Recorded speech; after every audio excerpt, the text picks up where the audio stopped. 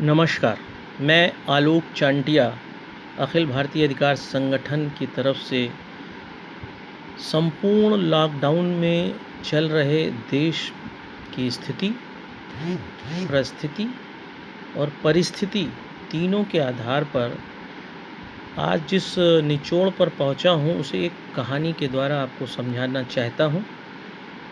आमतौर पे हर व्यक्ति को यह बताया जाता है, समझाया जाता है कि शेर एक खतरनाक जानवर है और बचपन से हमारे अंदर एक स्वाभाविक सा ये भय पैदा भी होता है। जितने भी कार्यक्रम शेर से संबंधित दिखाए जाते हैं जंगल में, उसमें चाहे वह बड़े से जानवर हाथी हो या छोटे से छोटा जानवर खरगोश हो, गिलहरी हो, सभी को बड़े आसानी से शेर द्वारा मारा जाया दिखाया जाता है। ऐसे में एक मनुष्य के अंदर यह स्वाभाविक सी प्रवृत्ति या भाव आ सकता है या आ जाता है कि शेर से लड़ना न संभव है और शेर वास्तव में शक्ति का एक अतुलनीय प्राणी है। इस तथ्य को दिमाग में रखता हुआ जब कोई व्यक्ति सबसे पहली बार अपने जीवन में सर्कस जैसे शब्द से परिचित होता है और वह सर्कस देखने जाता है, तो वह देखकर आश्चर्य में रह जाता है कि जिस शेर को लेकर एक से बढ़कर एक भयानक और डरावनी कहानियाँ उसने पढ़ी थी और टीवी, वीडियो, पिक्चर में देखा था, उन सबसे इतर शक्ति का प्रतीक वही शेर एक आदमी के इशारों पर काम कर रहा है। वह शेर को जैसे भी निर्देश देता है, शेर उसका पालन करता है, उसी तरह से बैठता है, खाता है।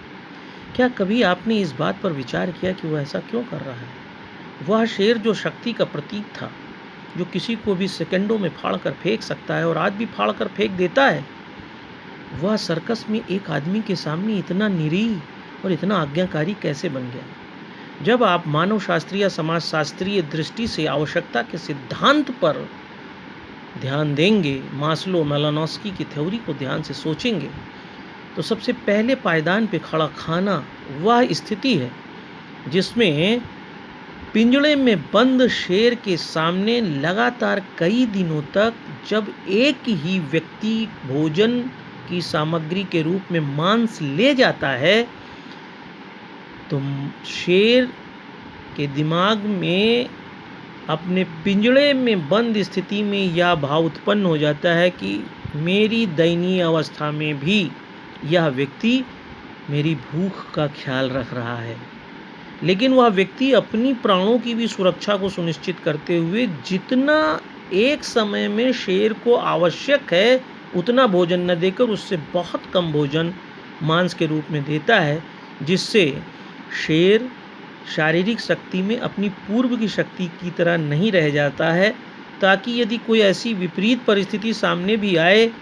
तो शेर का मुकाबला किया जा सके।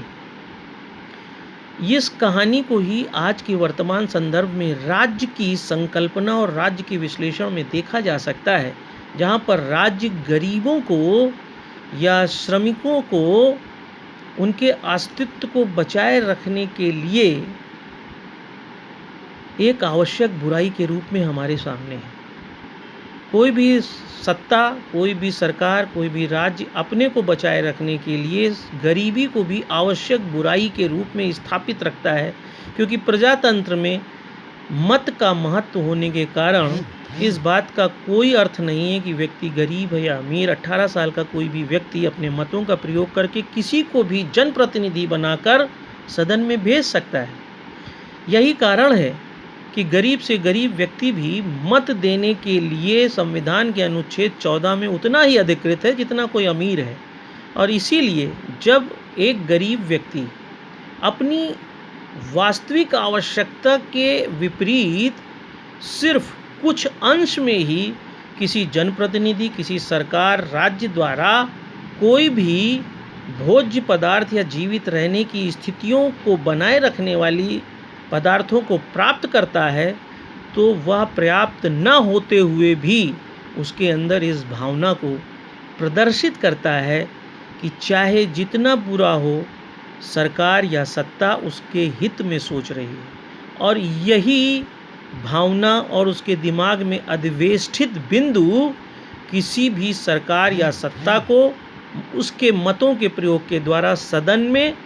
उसके अस्तित्व को बनाए रखने में सहायता करती है। यही कारण है कि कोई भी सरकार या सत्ता इस बात के लिए कार्य करने के बजाय कि वास्तविक अर्थों में किसी गरीब व्यक्ति को कितने भोज्य पदार्थ की आवश्यकता है या उसके अपने शरीर के अनुरूप उसकी क्या आवश्यकता है,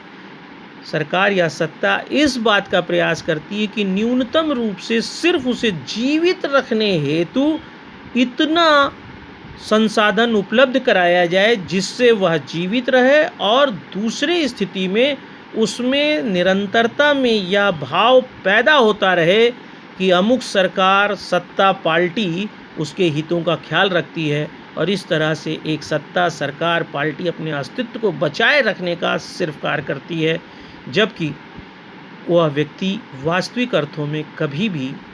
अपनी शक्ति और अपनी स्थिति के अनुरूप वह लाभ वह सुख नहीं प्राप्त कर पाता है जिसके लिए वह अधिकृत है। मुझे लगता है कि इस सिद्धांतिक बात को मैंने काफ़ी गंभीरता से जब समझा और जाना तो मुझे ऐसा लगा कि चाणक्य सिद्धांत के रूप में यह बात सभी को जाननी चाहिए कि कोई भी समाज हो, राष्ट्र हो, सत्ता हो, राज्य हो या कोई राजनीतिक पार्टी हो, वह सिर्फ अपनी अस्तित्व को बचाए रखने के लिए गरीबों को वह न्यूनतम स्थितियां और संसाधन उपलब्ध कराते हैं जिससे गरीब से ज़्यादा उनकी स्थितियां और अस्तित्व को सुनिश्चित किया जा सके। आशा है आप भी इस पर आकलन करेंगे, अपनी विवेचना करेंगे और यदि आप कुछ कहना इस सिद्धांत के लिए तो मुझे कहेंगे। मेरा मोबाइल नंबर है 9415083663। मेरा ईमेल है alokchantia@gmail.com। आलोक चांटिया की स्पेलिंग है ALOKCHANTIA@gmail.com। आप मुझे इस पर अपनी प्रतिक्रिया भेज सकते हैं ताकि इस सिद्धांत को और ज़्यादा अच्छे तरीके से उभारा जा सके और गरीबों की राज्य और सरकार के अस्तित्व की भूमिका में ज़्यादा बेहतर समझा जा सके। धन्यवाद। जय हिंद, जय भारत।